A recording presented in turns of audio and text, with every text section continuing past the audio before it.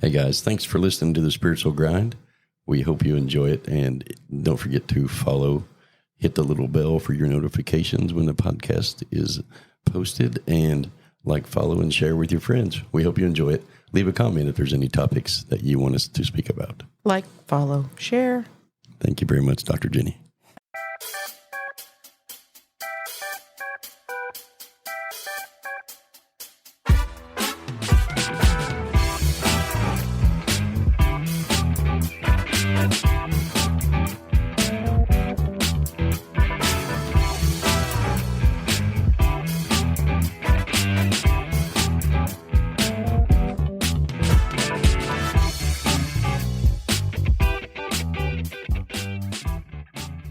Good morning, Dr. Jenny. Good morning. Shady's back. Back again. Guess who's back? Tell a friend.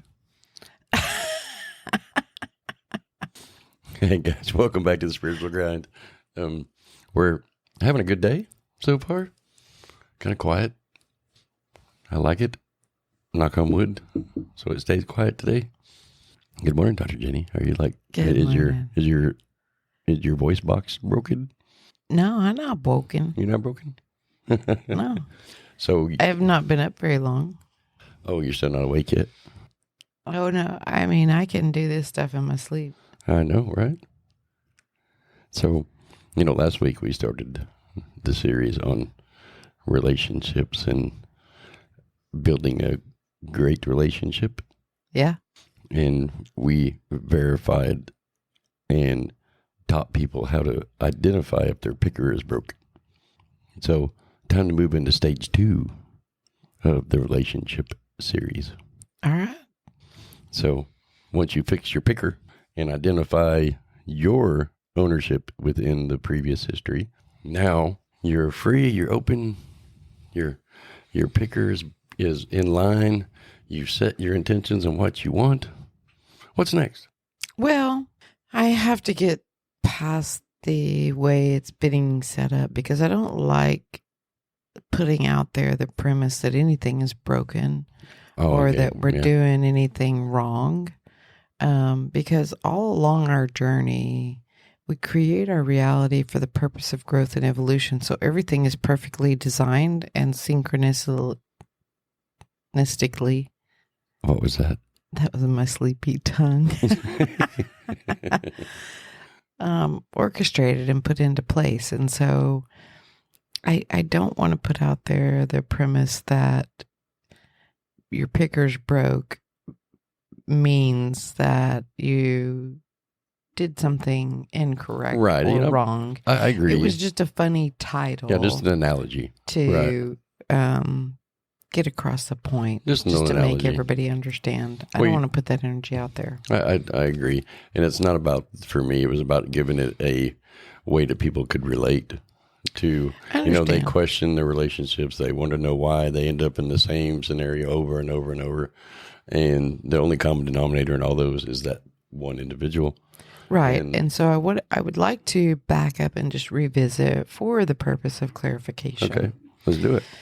Because every single relationship that you find yourself in, you orchestrated, even on an unconscious level, this relationship for the purpose of co-creating experiences with that individual that were predefined meaning before you came into your human body, you and that individual on the spiritual realm level, your soul level, decided together that you would play those characters for each other so that you could experience whatever you experienced in it, grow and evolve, and then move on to the next. And so even for those that have been married and divorced multiple times. We left the podcast saying, make sure you come out of it educated and not damaged. Correct. And what that means is coming out of it damaged is holding on to a perspective that you did do something wrong. Yeah, you're not. And you're not, and that's not what we're trying to say in the fundamental at all. operational system that you had.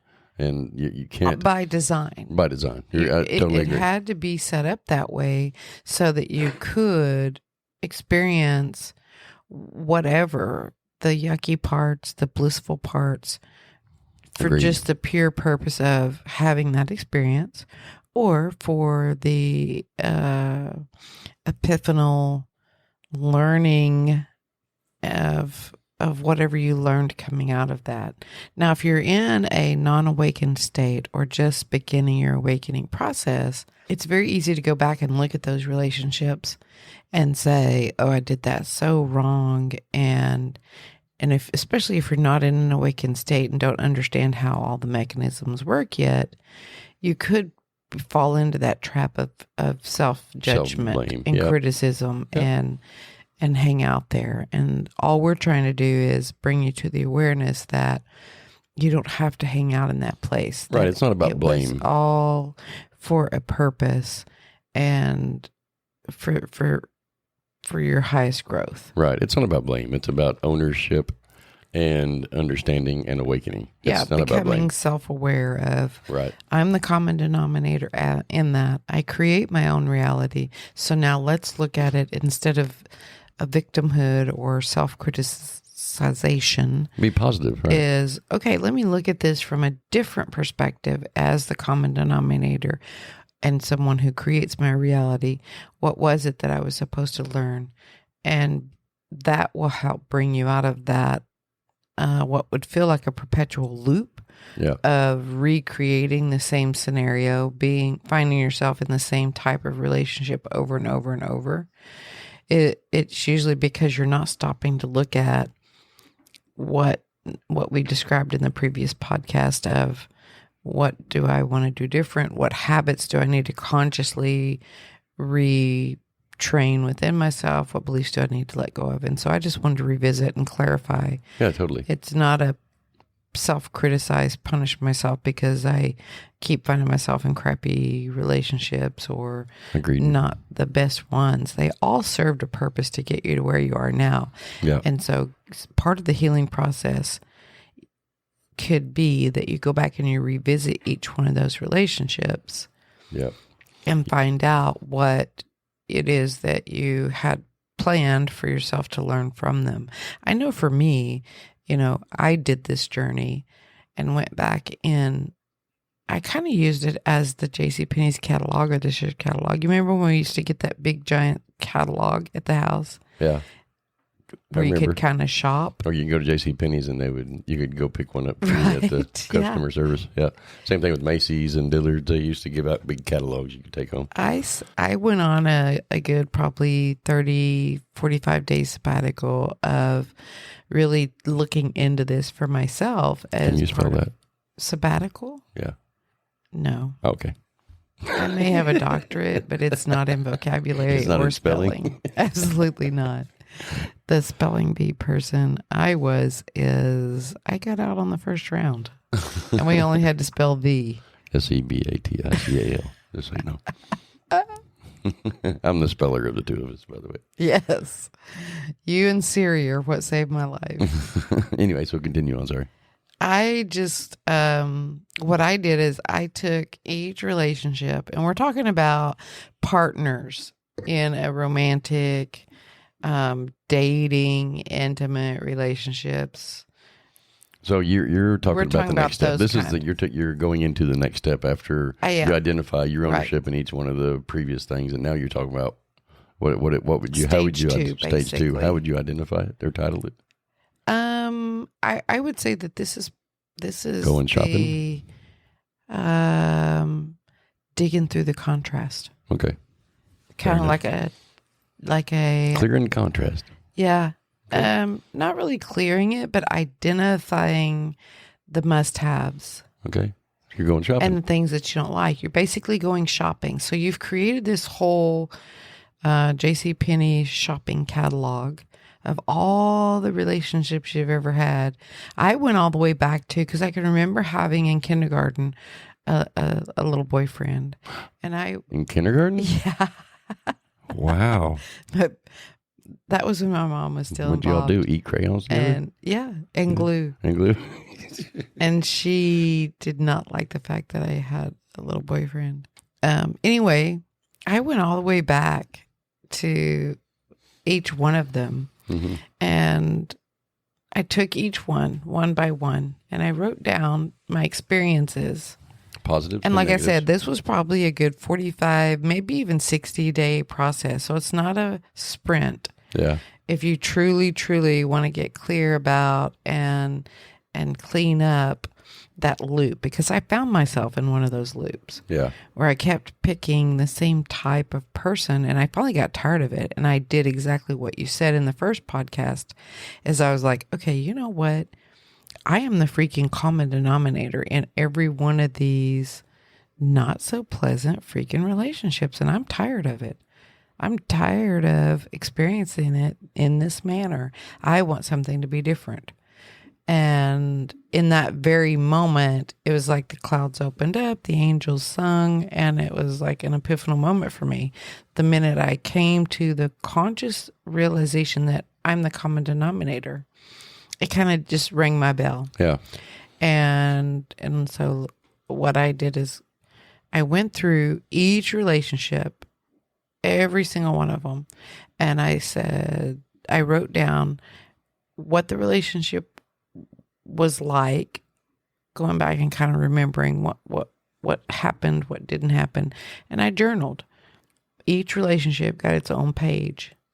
I wrote kind of a pros and cons list, or kind of okay, I liked this about it, but I didn't care for this. And I made 2 columns. Yes. And I did that with each relationship, because what I realized is that each relationship brought with it things that I did enjoy, and it allowed me then to mold the human that sits before me now. Yep.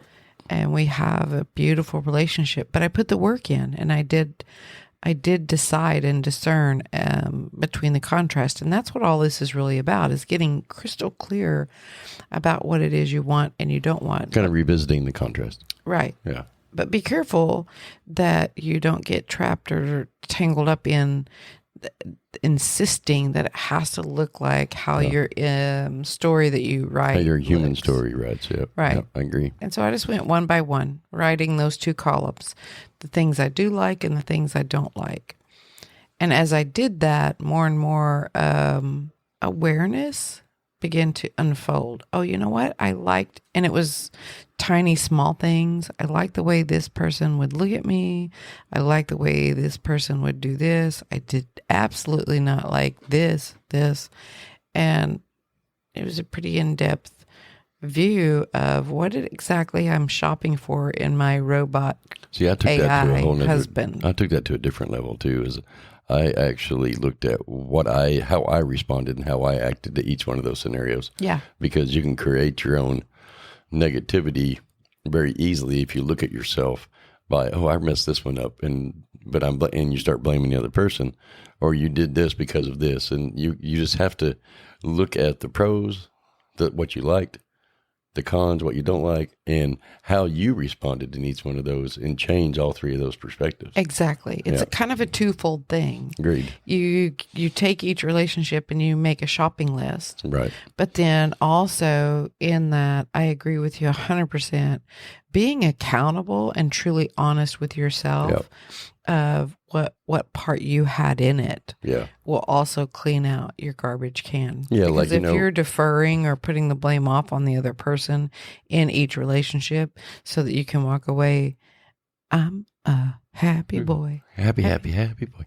You know, I think to give an example of that is like you documented you didn't like the way your mate spent money, and so you went out and blew a bunch of money too.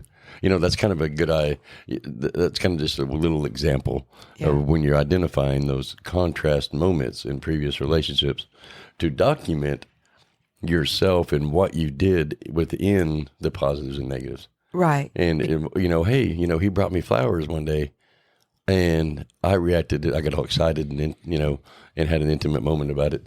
And so, document that, because you want to feed into the positivity. Yeah.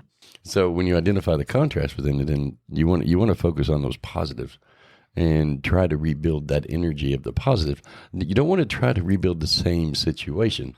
You want to, because don't get caught in that trap either of repeating history and looking at the same situation. I want chocolates on Monday. I want flowers on Friday because of this, because you enjoyed this. What you want to do is create the energy behind it. So when you do paint that pretty little picture of that new person in your life, the energy is there. You just can't have parameters on it. So we're going to agree to disagree for a brief second. Okay. Because I don't think it's beneficial to only focus on the positive. No. I'm not saying that. I think you have to look at the negative, and I think totally. you were on a very good track of part of that needs to be, 'Cause you how have to have did I balance. react? Yeah. How did I react in it? And those two examples that you put out there of, well, he spent a bunch of money, so I'm going to as well. Even in that, or he cheated, so I'm going to cheat. that right. That is a revenge reflex. It's correct. And it's not Vendetta. It's not always beneficial if you're way low on the emotional scale. Unless it's a contractual obligation that the two of you went into, then it's not the best way to go about handling experiences and emotions within it. Totally agree. I mean, and I didn't mean to give the impression that I meant you just focused on the positives, because you have to have balance in everything, and balance in the positives is identifying the negatives as well. Yeah. Because you have to have a contrast. Otherwise, you don't know what positive is. Right. And you got to look at yourself from all different angles. But, in the focus of it for me, when we're talking about this and we're teaching it, is when you identify the contrast and you have all these moments in historical events in there, and you liked, you take your little pro list and you move it over to the left, and you take your little con list and you move it over to the right. And then you try to look at, okay, so I liked this and I liked how I responded. I didn't like this and I didn't like how I responded. Or I didn't like this and I did like how I responded. Right. And that's how you learn to create a healthy shopping list. And I would say take it one more step farther and say, when you find something that I didn't like this, but I also didn't like how I responded, I would put a subcategory when I'm writing that down. This is my process. Mm-hmm. And I would say how I would have rather seen myself respond. Yes. Yeah. Or I did like this, but I responded in such a way that wasn't beneficial. For example, he brought me flowers. I enjoyed them immensely, but I forgot to show appreciation for it. Yeah. And I can remember a scenario like that. And so I guess identifying that I did enjoy getting the flowers, but seeing that I didn't respond in the highest and best way that I see myself. That was beneficial for all parties. I would then write underneath it as a subcategory, I would like to see myself respond with a hug or a thank you or some sort of gratitude or some sort of appreciation. That was just me on my journey. Yes. And I think removing the ors, like when you and I talked about this yesterday a little bit, removing the ors from your vocabulary. I want this in a person, or this. Instead of having everything. When you're in the shopping, I mean, you don't go out and go shopping.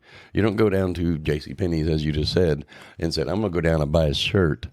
And then you're looking for shirts, and you grab one off the counter, and then you grab another one off the counter, and you don't say, oh, I like both of these, but I'm only going to get this one. Yeah, I mean, so what you're basically talking Unless about there's is a reason behind it. That's it, sorry. The topic that I brought up yesterday morning was we tend to go about our journey of this or that instead of this and that. Yep. And a lot of times, I would say 9 times out of 10, it's basically the core place is it's coming from a place of lack. Yeah. Either a lack of money or a lack of deservability or a lack of worthiness. Yeah, it could be anything. But it can be cloaked as... Yeah, many things. it can be worded as many different things. Like if you're going shopping and you got 2 shirts, you'll sit there and justify saying, oh, you know what? I've got 10 more of these just like this. I just don't have these 2 colors. So this time I'll get this color. So do I want this color or that color? I mean, like you do. You find a pant you like, you just buy all the colors. Right. That's what you did yesterday. You're like, I buy all the colors. I like these pants, so I have. just get all the colors. When I find them on the shelf, I just get one of every color. That way I have them and ready to go. And make sure that the listeners understand that it is okay to do that. It's okay to take a catalog and say, I want this because does it matter? The because, you need to stop right there at the because. That's right. That's why I stopped. Is because it doesn't matter. You don't have to have a because. You don't justify it. When you're truly in line with trusting higher self, and the mechanism of higher self works in conjunction with you to bring about the highest and best through unadulterated belief systems that you said adulterated. I said unadulterated. Oh, my bad. That don't skew your reality. You'll find yourself not feeling the need to justify any story to yourself or anybody else. Right. You just go out and do it. I think the part of this that people get really confused and kind of skew the scale is when it's been 2 weeks and they've had no phone calls. There's a song. Mm-hmm. There's a song about that. There is? It's been 2 weeks and I'm... Oh, yeah. What is that song? I don't know. Somebody look it up. Anyway, and so as humans, we have a tendency to be impatient, and don't trust the process. So when we get to this point to where we have, we've looked at our picker and our ownership in that, we've set our shopping list, so to speak. We put our intentions out there. We've identified the positives and negatives and how we want to view our future going forward. And so now we sit in our bed at night and we say, Dear Lord, give me wings so I can fly right to my Prince Charming. Yeah, so maybe we take a brief second and we talk about the time frame by which things manifest. Yes. And why it is that. I think that's what I was going to say. Manifesting the perfect person for yourself is you're going through the steps in the process. And that's where I was going to next, is now we're in the spot of manifesting what we want. Right. And so the mechanism of manifestation in a third dimensional 3D experience, such as we're in, is by design. There is a lull in the instantaneous creation. Well, I mean, you for the reason of learning. The rabbit hole reason is you're learning how to instantaneously create. Right. But until you get your beliefs, patterns, and programs completely clear on creating instantaneously, you don't want to create something, it pop into existence, and you say, "Oh crap! You know what? I didn't mean for him to have an arm coming out of his head. I didn't think about that detail." Oh my God. He's the perfect one, but he's got 3 arms. Yeah. Darn, I wished I'd have had just a brief second to let that boil up and clarify that aspect of it, right? Because, the patience behind it when you manifest it is sometimes, I used this analogy the other day. I don't know if y'all remember, but when we were younger, there was this little Lucas Oil thing on the shelves at Walmart, and you had a little dial on it. It had all these cogs, and it had these stuff in it, and when you turned it, the oil would move its way down. And that's kind of... Was it a toy? No, it was a way to demonstrate how good Lucas Oil was. And you'd spin it, and this oil would work its way and cover all the cogs and the brackets, and it would show oil on it. So you'd have to be aware of what Lucas Oil is, I guess. Yeah, I mean, it was on every shelf for many, many years, and if you probably did see it, but who knows? I never know. But I don't even know what you're talking about. Anyway, so when you spun this little crank on it, it showed the oil getting covered and all that stuff. And sometimes when we're working on beliefs, it didn't go right down when you cranked it. It would go down at the pace that you cranked it, and that's kind of how clearing beliefs and setting intentions and aligning with that proper energy kind of happens. So the faster you crank it and relax and let it go, the quicker that oil gets to the bottom, and the quicker the beliefs clear and they pop all into place. Right. And so how do you do that? Relax and trust. That's what I would say. What Be clear, are some be clear. techniques that you could do if you're not there yet? Well, I think the only thing that pushes time, because we we're know still time talking is, about relationship. right. We push it when you push time, because time is humanly created. It's not higher self created. The time clock was made so we had a way to properly pay people for services, the farming, all that stuff.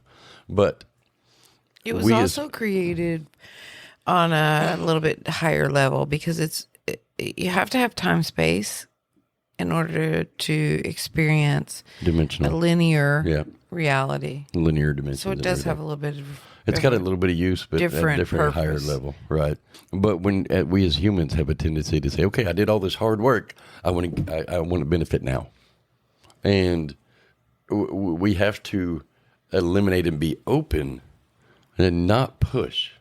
It'll happen when it happens, because your higher self is controlling it, and because your beliefs, patterns, programs yep. have cleared out of the way, so that you're aligning with that perfect specimen, or B, you're the perfect specimen when you do align with it, so that it can be an ecstatic, magical coming together of two beings. I like to use the Band-Aid analogy when it comes to this. Do tell. So when you have a cut on your finger, yeah, and you don't put a Band-Aid on it, you look at it every day, you may bump it on something, and you look at it and you're like, man, I wish that would heal. Man, I wish that would heal. Man, I wish that was heal. When you put a Band-Aid on it, it's not doing anything. It's not doing anything but covering it. And there's no medicine in it. There's nothing in it that makes that heal quicker. Right. And when you put that Band-Aid on, it's out of sight, out of mind. Yep. And it always heals 3 or 4 times quicker. Yeah. I wonder why that is. Because you're not focused on it. Right. You set the intention, you create your want, yep. your shopping must-haves, basically, and then you're exactly right. Yep. You give it enough energy when you're creating it to give it momentum to go out and be created. And then you set it aside and release the expectation and insistence. The timeline expectation. That it has to come now. And I'm in a hurry has because to look that way. My clock is ticking. Yeah. Oh my God. I'm 60 years old and I'm running out of time because I'm 32 and I want to have a baby. I heard that one just not this the other day, actually, from a family member. Oh my God, I'm so ready to get married because I'm 32 and my clock is ticking. I won't be able to, conceive much longer. I'm like, if you continue to believe that, then you won't. But we get that patience and that rush, and we push everything, and then what happens? We jump into this person comes into our life. And we're going through our little checklist. We've ordered it out of our catalog. And then because we're in such a hurry, we grab a hold of that person and then we turn around and go right back into allowing the checklist to not be complete. Yep. And it trips you up. And it trips us up. And then you wake up and you realize, crap. I did it again. Oops. I did it again. You got your Brittany mic on? They're saying that's what do they call that? A Mandela effect. That Brittany never wore the mic. I absolutely remember her having that headphone mic. I do too. 100%. And I think it was on Saturday Night Live where I saw it, but I don't remember. I've seen her on televised concerts. Oh yeah, the halftime show. And she had it. The halftime show. Yeah. I remember. Anyway. She always was she was a dancer and a singer. Yeah. And so she can't hold a mic. That's right. Unless she was just lip syncing. Crickets. Anyway. So really, that's what we do as humans. It's a cycle, and learning to control that cycle is what we're describing here. Yeah. Because you have to be patient. And it's okay to say, okay, I've done the shopping list.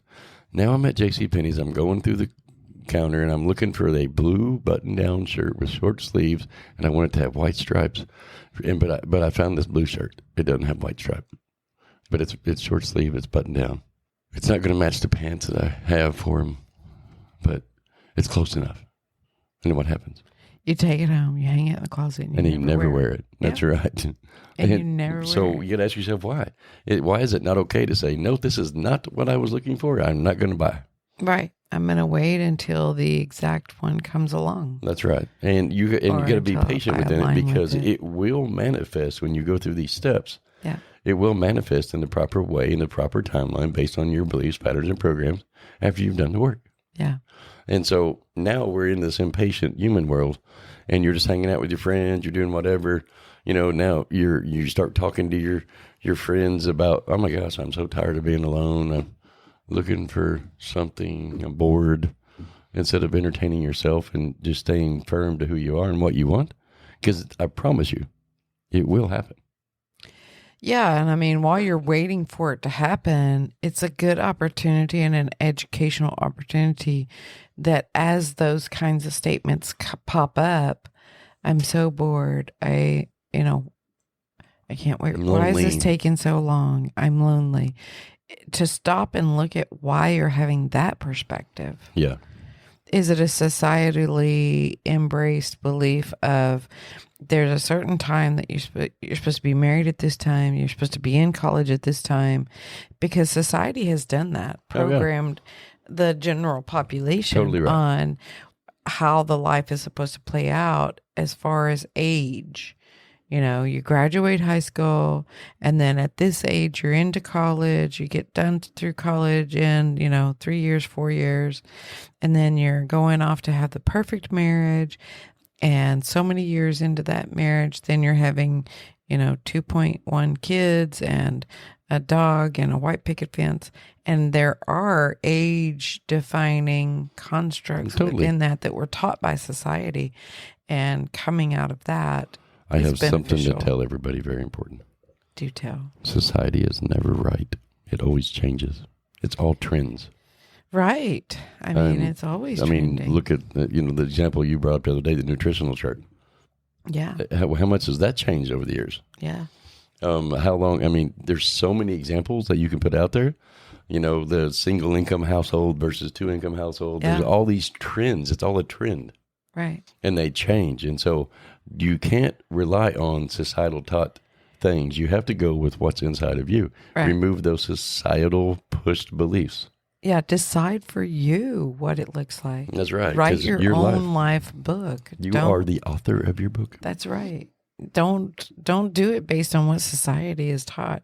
We watch our own kids go through this a little bit, especially we have one, and he's like, I'm something years old, and I'm not married yet, and kicking himself, and I'm like, chill, brother. Take your time. It's fine. That's the same thing I told the lady the other day when she said her biological clock was ticking. And I said, well, if you believe that, then that's true, but it's proven that that's not true. It's not true. You can. Yeah, because the paradox here is that if you're, like, we'll take, for example, I can't find a mate, I don't have a mate, it's taken too long, I'm getting too old. If you take that whole premise and you're constantly focused on that, and you're constantly running through that in your head, and you're in this hurry and impatient and constantly worried about time is ticking, you're basically giving more energy to the not having of it than you are to the end of the stick of having it. To the end of the what? Each concept has two ends of the stick. I'm just playing.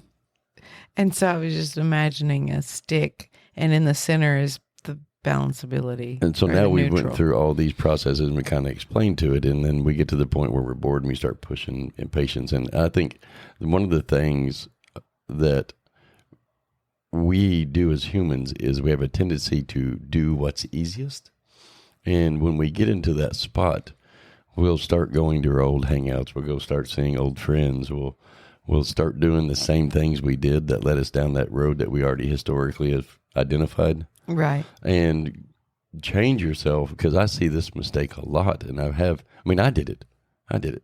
I would go to the same old places. Yeah. I me would do as the well. same old things instead of putting yourself out there. Put yourself into the place. Yeah. And stop and identify your little shopping list. Make sure you have all this stuff lined out, what you want in life, and then picture what that person looks like and what would they be doing right now? Right. Where would they be?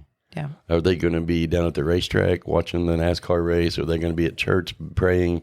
Are they going to be hanging out at the local bar? Put yourself into the spot to where you think that person would hang out, because you're going to find out it's a very peaceful place because you have now created it. Right. And so you want to go to the places that, if they're a spiritual person, then they go to the expo and hang out. And Right. put yourself out there. Be open. Yeah. But don't keep repeating the history. Yeah, there's a very good meditation that you can do and kind of play with in doing this that you might try.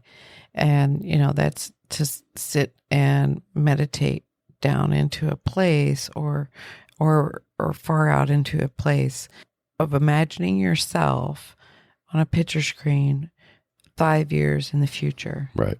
And what would that 5 years in the future self either A, come and tell you, do this or this or this. Right. That's a good one. Or if you can take it in this other direction, envision what the you who has no inhibitions and is not bound by anything has created basically the life that you want. What does their life look like all the way down to details 5 years from now? Right. And then start copycatting what you Copycatter. see in that vision. Teacher, she's copycat me. Which is one of the reasons, with me and my doctorate, that's why I ordered a lab coat. I don't put it on, but I ordered this doctor lab coat with my name on it, Dr. Jenny, because the 5-year me who's exploring that aspect had that on in that vision, and I was like, you know what, I want the costume. I want it. Fake it till you make it. Yeah. And so do that. Yes. See how that person is living. Relax into it, and allow it to play out in a meditative state, and then copycat how they're living, and that reality will manifest extremely quickly. Yes, I totally. You're hitting the hand. Almost to the point where you'll wake up. You'll go to bed one night. You'll wake up in that reality. I mean, that's kind of like when we met. I felt like we went from here, and then suddenly 3-4 years later, we're here, and we're like, all this time was just so rapidly. And it was very quick. It was very fast, and it felt like we had known each other all of our life. Yeah, it felt like we'd been together forever. I didn't think real relationships ever existed. I had heard, like my parents have been together 60 years, almost. Yeah. But there's parts of their relationships that I like, but there's more that I don't like of their relationship. Right. And so you see all these people that have had these long marriages and these long lives together, but they self-sacrifice constantly. Right. They forgo their dreams, their ambitions to go do things, and so they sacrifice themselves for the other person. And I see that all the time, and that's not something that I like to do. Right. And that's not something I want in my long-term relationship, because I know that I know now that you can have an awesome relationship and still have dreams and ambitions and go accomplish things and be who you want to be in it, because it's real. And when you go through the steps that we're teaching and allowing yourself to be there, don't be impatient and let things happen the way they're supposed to. Put yourself into the places where they are. Right. Yeah. Which brings us back around to this or that, this and that. Yeah, I agree. You can have both. Yeah, you can. In many of the life pie, actually, but in a relationship. Why do you do that every time? You know what's crazy is it's almost on the same time every time too. The lights flickered. The lights flickered. But you're right. It's not this or that. It is and that. Yeah. This needs to come out of it. I got to quit saying that because my S's are off the chain. So I'm going to say is. No, I don't know. Anyway. I don't know what that diversion was about. Well, no, it is what it is. And I just think that it's the or should be put in that pile with the shoulds. agreed. Nothing is a this or that. Mm-mm. You came with the worthiness and the deservability to have this and that. Here's in another. Every given topic, every given moment. Totally agree. Give yourself permission to have it. And here is the thing, the next step within this. Yeah. That I think that people have a tendency to do when they first meet somebody and the checklist is being slowly checked off. Mm-hmm. They have a tendency to start doing things for that person that exceeds what you would normally do. And that's not being yourself. Yeah, what did I tell you in our very beginning of our relationship? Don't start. How do you put it? Don't do something you're not going to continue on, and don't change me into somebody that you don't want me to be. Yeah, and that's a good way to put it. The only thing that I would change now, as I look back, because you can't change me into something that I don't want to be. Right. But I said that to you from this perspective. Don't do things that you're not willing to continue to do. Yeah. That are a facade to catch the fish now. What do they call that when they're when they're chasing somebody? Bait. No. You want some candy, little girl? The courting. During the courting stage. Courting stage, yeah. Oh, yeah. And so don't do that to yourself. Because there's nothing I've ever done that I am not I'm not committed to continue to do. She has not filled gas since I met her. That's right. I filled her gas tank. She don't drive very rarely. I don't think I even remember how to open a door. Because I open all her doors for her. And she always gets in trouble when she grabs the door handle. And that's okay. That's part for me. It makes me feel good. It's really not about her. It makes me feel good to do it. And I know she enjoys it, and that's one of the things that's in a good relationship is she enjoys the benefits of what makes me feel good. Right, that's right, and so it's reciprocated. Yes. And so just to kind of clean that up a little bit, when you're making your must-haves and all of that, don't forget when you go into a relationship, go into it as your true, authentic self. Right. So that person has the opportunity to see the real you and make a decision on whether you're a fit for them and whether they want to stay in the relationship as well. Stay true and authentic to yourself. The crazy part it will feel better if you do. I totally agree, because when I was doing my research on myself, trying to figure out why I was not good at relationships, I realized that I was trying to be myself, but it was viewed badly, or I was taught that that's not okay to do. The king of the castle don't open doors for women, that kind of thing. But that's who I wanted to be. Yeah. And so it was a battle constantly within me. Right. And you just hit it right. That's the next step, is be you in it. Right. And if you can't be you, and the other person is responding in such a way that doesn't allow you to be authentic, then they're not your person. That's right. And be okay with walking away. And be okay with making another decision. Yep. Because they're not the last fish in the sea. Because you're going to test yourself. Oh, yeah. Yep.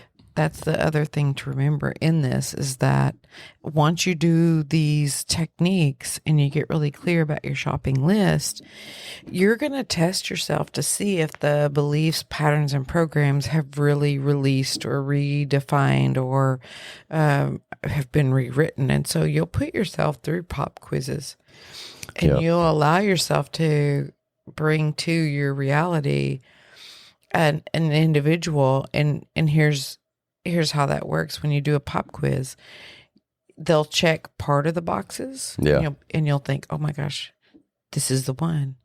But then there'll be 2 or 3 or 4 boxes that aren't checked, that were pretty heavily weighted, that are not checked. And in that very moment, you either are aware enough of the process that you say, am I willing to, for the rest of my life with this human being, let go of that particular item on the list? How important is it to me?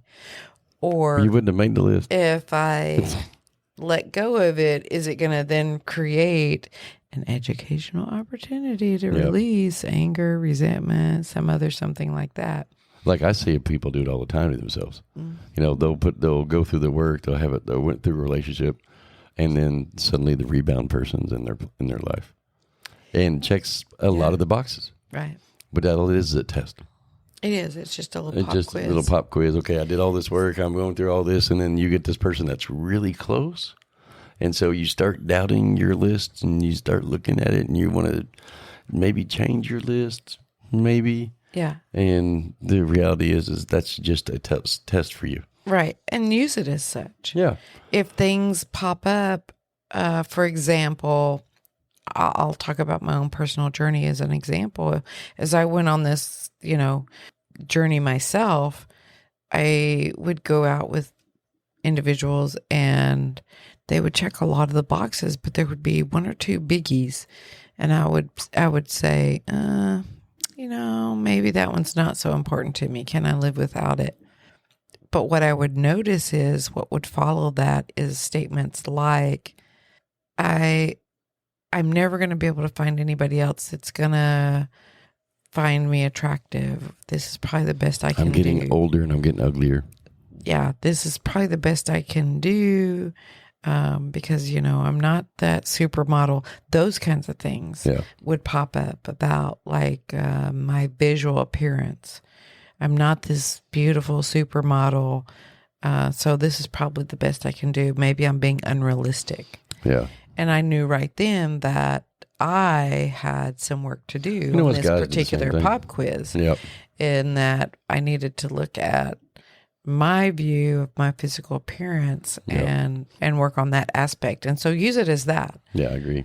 Be aware of what's popping up. Pay attention to the test. Take those items then and work on those items so that you And we're not saying every time it's a test. No, and so, you just got to make sure you stay true to your checklist. Right. And keep it up there because, that next person, that rebound person could be the one.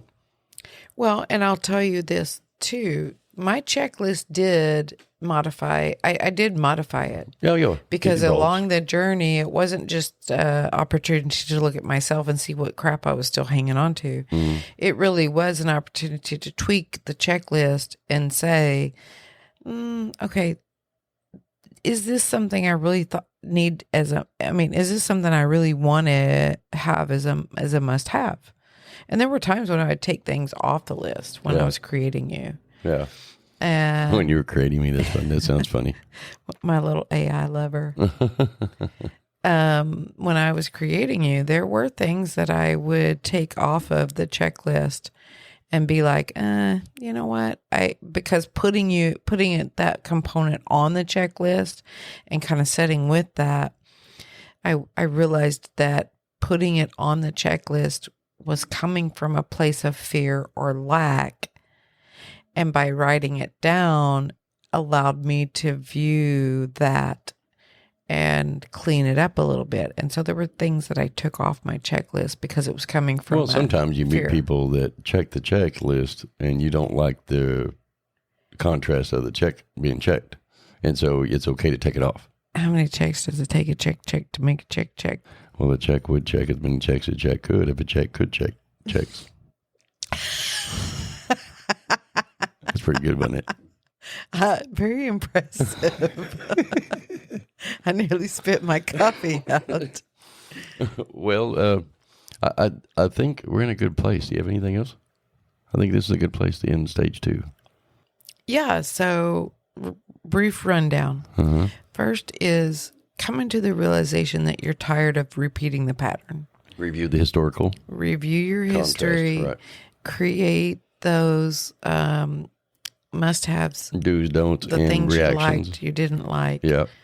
And then release the insistence that it has to look that way and set it aside and don't put a time constraint on it and sit there and just mull over, okay, when is this person going to come? I did all the work. God. Oh my God. I'm getting old. Yeah. Sit back, relax, go about life doing what's aligned with your highest excitement and joy at all times. Imagine where that person you're creating is and put yourself into those scenarios. Right. And then as things come up, look at those. Look at the checklist. Be easy. Yeah. Look at the checklist. Remind yourself it's going to evolve.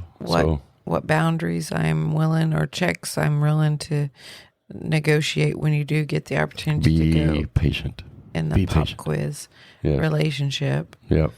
Don't just jump because you're like, oh, okay, I've got a bite on the line. Let's take it home. Set the hook. Reel it in. Give it a minute. Or not, if you're there and you'll know. Perfect. Hey, I like it. Yeah. Hey, thank you all for listening. Are you complete? You're complete? Yeah. I'm good. Don't forget to like, follow, and share. Look us up on the web at www.themerckcenters.org. And that's also our social media tag at the Merck Centers. We post stuff on there 2-3 times a week. Actually, we don't. Our social media director does. But we give her the content. Anyway. Yeah, she does the manual labor part of it. But anyway, so we appreciate y'all listening. And do what now? What are they supposed to do? Ring that bell. Hey, you all have for notifications. Y'all have an awesome day. Love you.